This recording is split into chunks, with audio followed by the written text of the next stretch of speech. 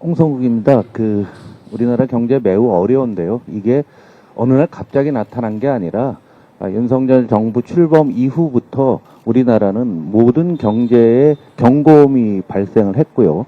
그 과정에서 환율이 계속 올라가는 것은 충분히 예측이 되던 그런 상황이었습니다. 그렇다고 하게 되면은 경제 수장은 그 환율이 올라가고 경기가 어려워진다는 것이 너무나 예측 가능한 상황이라고 하면 여기에 대책을 세웠어야 되는데 본인이 투자에 경제 수석 시절에도 미국채 투자를 했고 그리고 난 다음에 부총리가 돼서도 계속 투자를 해서 국민적인 지금 분노가 치닫고 있는 게 현재의 상황입니다. 제가 증거를 이렇게 보여드리는데요. 윤 정부 출범 이후인 2022년 9월에 한국경제신문에서 설문조사를 했는데 우리나라 환율 계속 올라간다고 했습니다. 그럼 경제수석이 환율이 올라가는데 이 당시에도 이분이 미국채 투자를 했었거든요. 그러니까 그냥 방치하고 이것을 즐기고 자신의 이익을 가져온 거죠. 그림으로 놓고 보시면 이 빨간색이 이제 우리나라 환율인데요. 2023년부터 쭉 위로 올라갔습니다. 아무런 대안도 없고 아무런 조치도 없고 특히나 문제가 되는 거는 이게 최근에 올라가는 이 국면 올라갈 때마다 한국은행이 갖고 있는 소중한 외환 보유고 우리 기업들이 수출해서 해외에서 벌어온 돈을 차곡차곡 쌓아놓은 게 외환 보유고 아닙니까? 그래서 나라가 어려울 때 달러를 팔고 원화를 사고 그래서 환율 가치를 좀 안정시키려고 하는 게 이제 한국은행이 외환 보유고를 풀어갖고서 시장을 개입한다라고 이런 얘기들을 하고 있는데요.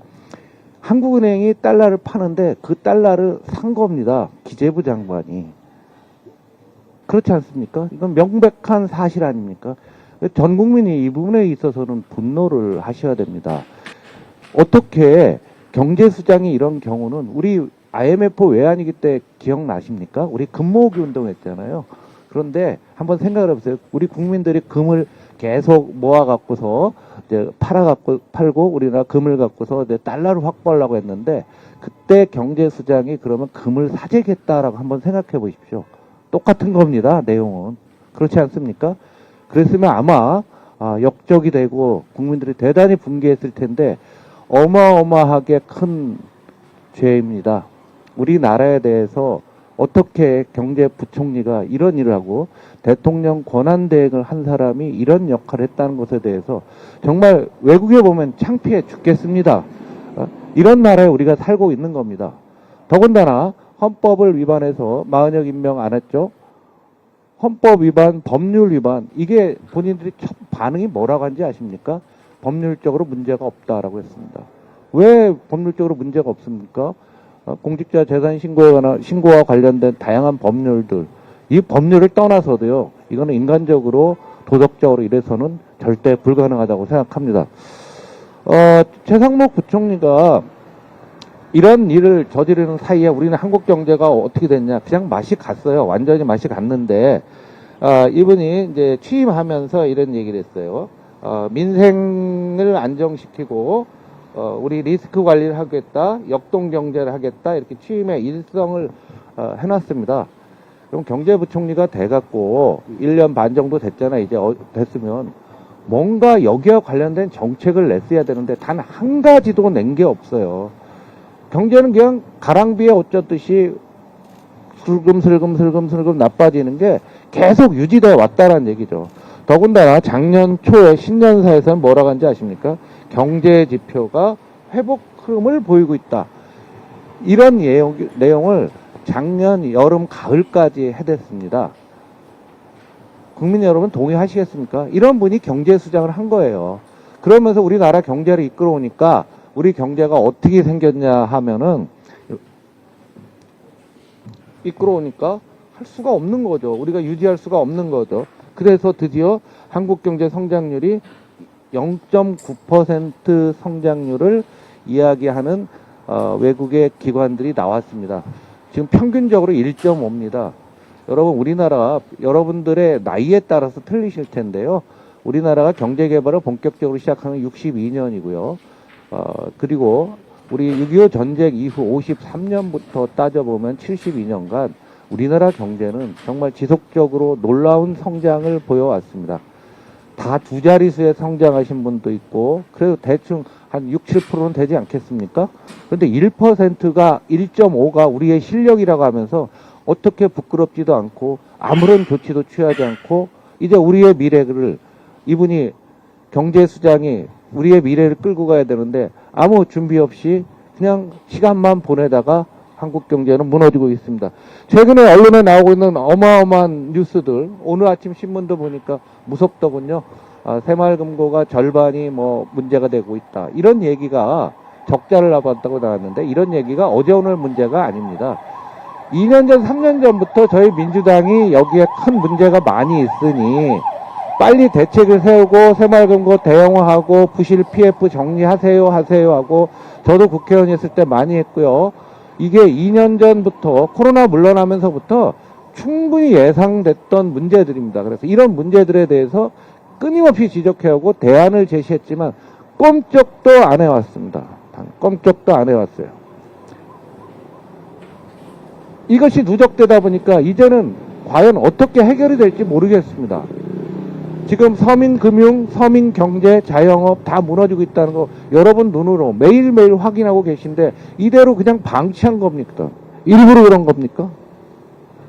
기업의 이익이요, 작년 8월부터 지금 탄핵 나온 다음부터 15%나 줄어들었어요. 그러니까 주가 떨어지죠. 우리 국민들이 기업에 이익이 주는데 어떻게 한국 주식을 투자합니까? 이익이 늘어나는 미국으로 가야죠. 이익 늘어나는 다른 나라로 가야죠. 이걸 쭉 보면서도 주식시장에 대해서 아무 소리 안 해서 1,400만 투자가 피눈물을 흘리고 있습니다. 오늘은 또 미국이 25% 관세를 한국에 부과한다고 오지 않았겠습니까? 윤석열 탄핵과 미국의 관세 조치로 인해서 한국 경제는 당장 다음 주부터 어떻게 될지 정말 가늠하기도 어려운 상황입니다. 헌재가 이런 상황을 일정 부분 지연을 시켰지만 다행히 내일 판결을 하게 됩니다. 헌재가 하는 판결은 이렇게 잘못된 대한민국, 잘못된 극우 정권의 경제 정책을 되돌린다는 의미도 있는 겁니다. 이게 우리나라의 장기 성장률입니다. 1960년부터. 그런데 잘 보시다시피 우리나라가 지금 1.4%, 23년에 1.4% 성장했고요. 작년에 조금 올랐다가 올해 또 1.5, 1.4, 아까도 보시다시피 0.9까지 나오고 있고요. 이제 앞으로 1%대 나라가 되면은요, 우리나라는 이제 성장은 불가능해집니다. 일본 같이 되는 거예요. 일본이 35년 전에 1%대가 깨지고 내려와서 여적 35년간 헤매고 있습니다. 뭐 요즘 언론에서 보면 뭐 잘 된다고 하지만 전반적으로 놓고 보면 전혀 달라진 게 없습니다. 30년간 월급이 안 늘어난 나라예요. 그런 일본입니다. 우리가 그 길로 가고 있어요.